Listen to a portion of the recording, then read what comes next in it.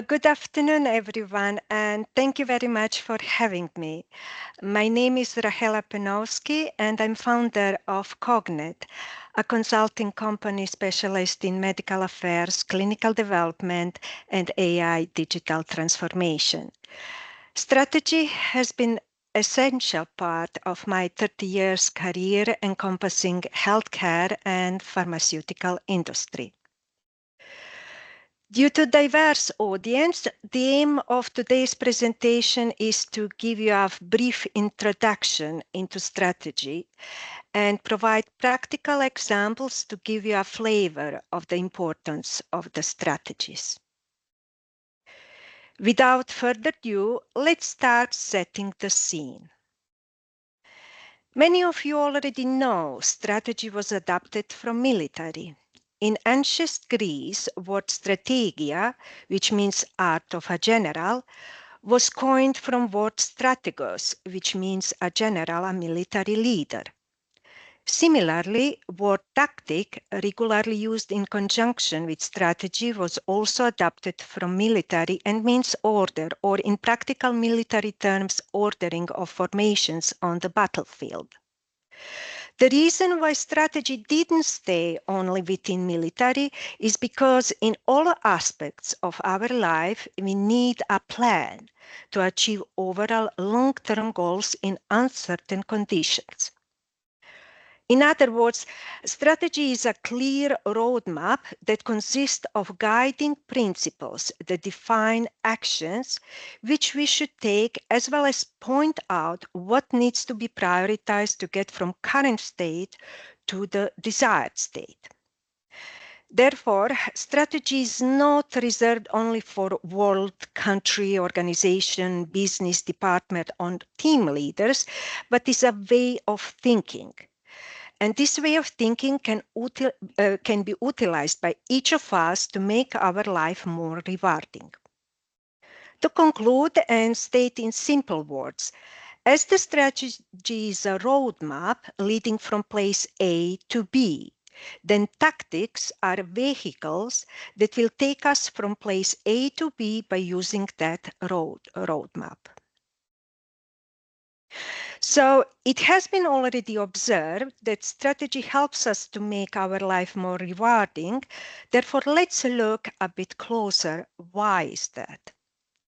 Strategy helps us that our vision is better defined and refined. It gives us a set of values for us, partners, vendors, and customers. This is very important as long-lasting, fruitful relationships are based on the shared values. Strategy also gives us purpose or a so-called mission that together with vision motivates us to engage in above average effort. Strategy helps us to understand what success looks like, to stay focused on our objectives, as well as provides a roadmap for our undertakings, no matter if they are business, world initiatives, or personal undertakings. And also strategy identifies useful stopping points along the way. So when designing strategy, it is good to bear in mind that there are some factors which can place our strategy on the path of success or failure. So let's look a bit closer at the one listed here and which can guide us towards success. In analysis, we are searching for problems and their root causes as well as weaknesses. When we flip problems and weaknesses around, we identify opportunities and strengths. The player that has correct information at the right time and before the competitors is the winning one. Analysis can provide new and more innovative solutions for the problems, how those problems arise. Analysis also stimulates use of information systems in the decision-making processes to investigate various options and alternatives. Planning is very important as it helps us to understand not only what works, what is desired, but also what might go wrong and enable us to think about the solution for problems and prepare ourselves for them upfront. Wrong communication can make the most brilliant strategies to fail. Therefore, implementing effective communication methodologies and channels greatly improves the chances for success of implementing the strategy. Good strategies cannot exist without objectives being defined in SMART format. Specificity is required to give us clarity about what we need to do. Furthermore, a job gets done only if it is measured. For anything to be delivered, it has to be achievable in the first place. For the outcomes to be valued, the objectives need to be relevant for our mission and vision, as well as delivered on time. On time means not too late, but also not too early either. Actions are done by people. Therefore, involving the one who are delivering the action, depending on the action outcomes, using outcomes or benefiting from them.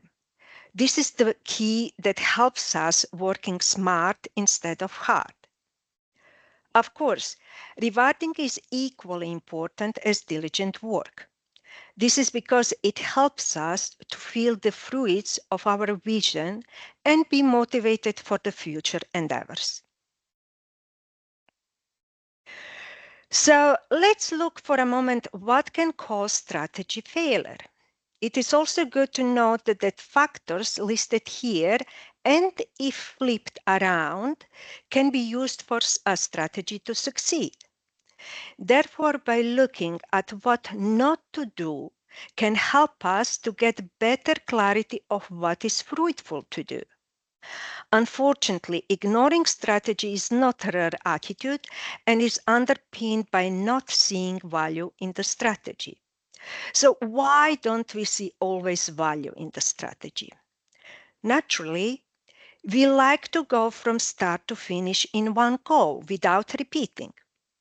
Most of the time, repeating the cycle is perceived as a failure. Therefore, we don't feel comfortable when things are not one-time process and are in a constant revision and improvement. Most of the time, we are short with time and we find the time for things that we value. The strategy lives in cycle because its success requires constant planning to come up with new ideas to address constantly changing internal and external environment. Ideas are then placed into motion, outcomes are analyzed, how they emerge, and improving is undertaken where needed, which leads us again to planning stage. Such process requires patience, self-discipline, and time. Unfortunately, it is not easy to find such traits all in one place. So let's deep dive into practical examples of the importance of strategies. So in the first case, there is a compound that has a mechanism of action that is answer for renal cell carcinoma, and there were very early signals that potentially product could be also beneficial for soft tissue sarcoma. Good news was that there was an unmet medical need in both indications, RCC and STS. And company has excellent expertise, experience, and capabilities in RCC. But bad news was that they didn't have such expertise and capabilities for STS. And also there was already some strong competition in RCC arena when it comes to products of the same mechanism of action. So the company set vision, mission, and objectives as outlined on this slide.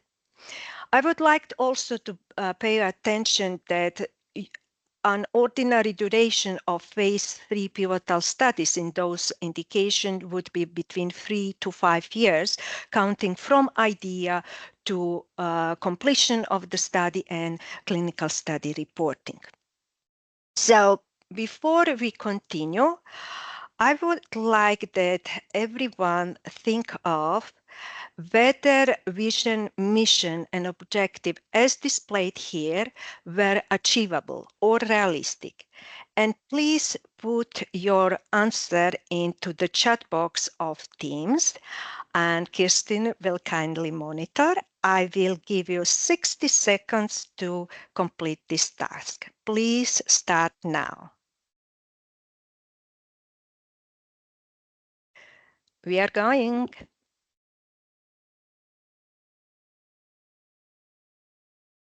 Are answer coming up? Nothing yet. Don't be shy, don't be shy. I'm glad having scientists and business on the call. You guys always have brilliant ideas and many things to share and say. So we're halfway time.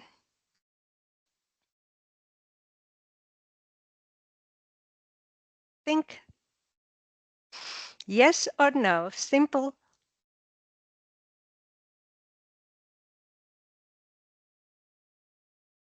We've got one yes. Okay.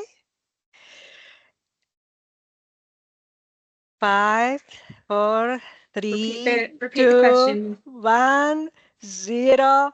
Stop. Pool is closed. So, yes, they were realistic and achievable. What company has done, they realize they have capabilities, they have expertise to pursue RCC indication by themselves. And also, as such, tactics was formed for RCC. And they were successful. They managed to obtain marketing authorization and as well as differentiate their product of competition. When it comes to STS indication, they developed a very fruitful partnership with EORTC. Why that academic group? Simply because that academic group had excellent expertise and experience with soft tissue sarcoma. They have great already in-house data, well-established study site network, and also CRO capabilities. So it was really ideal situation. They together delivered phase 2 and phase 3 and managed to get for marketing authorization also for another indication, and this all within time frame of 3 years difference, which is fantastic.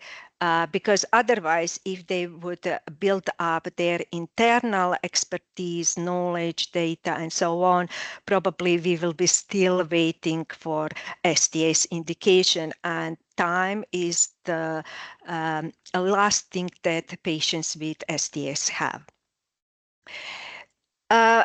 Let's go into another example. Product received marketing authorization and a company was already in the launch phase.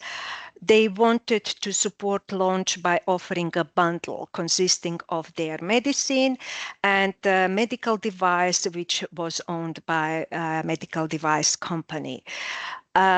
This was simply to address need for cost effectiveness and easing titration phase because the drug, despite the very promising, required dose titration and also checks at the maintenance phase, but titration phase was the most sensitive. And the stable level of hemoglobin is indicator of successful titration and later on maintenance. So they put together vision, mission, and objectives as displayed here. So I would like anyone to encourage again to respond whether vision, mission, and objectives were realistic or achievable, or there was something underestimated or overestimated. I will give you again 60 seconds starting from now.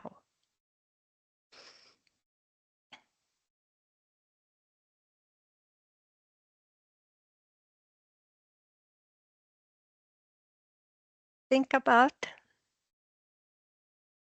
Simple answer, yes or Yeah. no. We have a few no's coming through. Unrealistic. Timeline seems a bit too short. Yeah, another one about short timelines. Another no.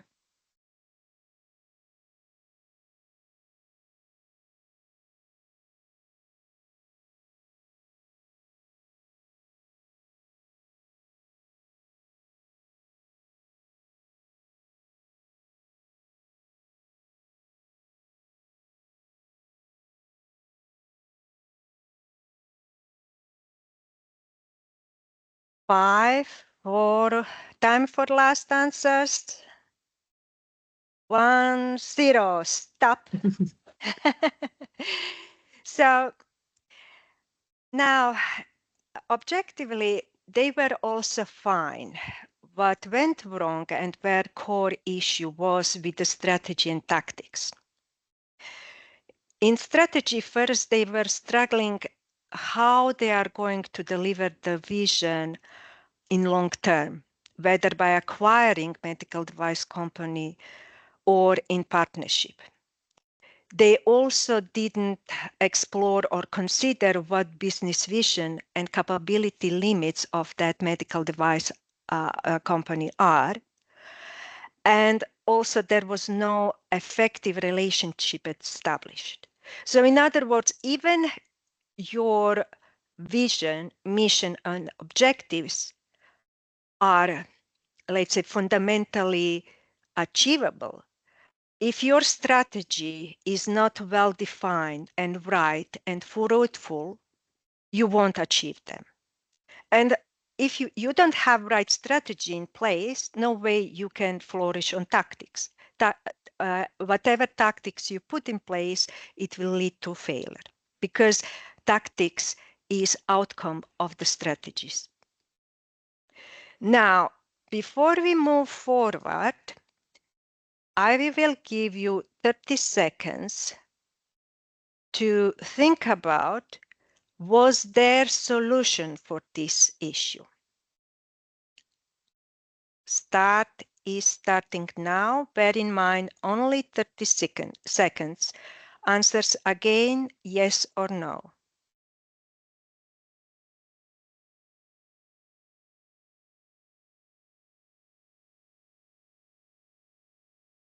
We have got quite a few yeses coming through.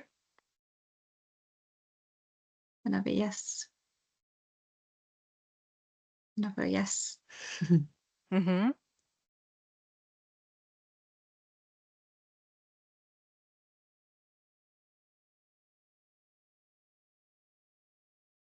Stop. Okay. Now, correct. There was solution. Simply, they had to reshape strategy, put together correct strategy. And based on correct strategy, then also fruitful tactics came out. Now, in the first instance, they decided to pursue with partnership. Why? Because they realized that they don't want medical devices to become one of their core businesses. And when you have such situation, then partnership is to go way forward. And then they also establish effective long-term partnership and put things in the correct position. They realize that they have to run a pilot before any wider rollout. And they have run a pilot in the UK. It was completed within 6 months, and they collected results that are positive and that they have some negative traits which can be addressed and before overall rollout. And in case cost effectiveness analysis that is ongoing will be positive, and that in that case they will progress. In case cost effectiveness is not achieved, I'm afraid progress is not going to happen from simple reason. So before I open the floor for your questions, I would like to share with you my key messages. Please take strategy seriously and with respect. Dive deep into the planning, identification of risks, their assessment and management. Make decisions, because no decision is also a decision. Stay alert, because everything changes. And please don't forget, enjoy journey. Thank you very much. Floor is yours. Now I'm ready for questions. Fantastic. Thank you very much, Rahela. I will try to. Lots of clapping hands. Any questions at all?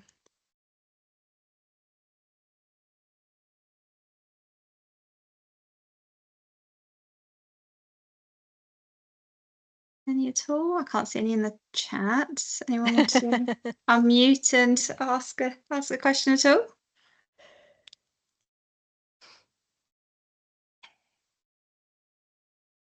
Well, there's a question. So Casey's saying, what's the best way to make a strategy realistic or achievable? We have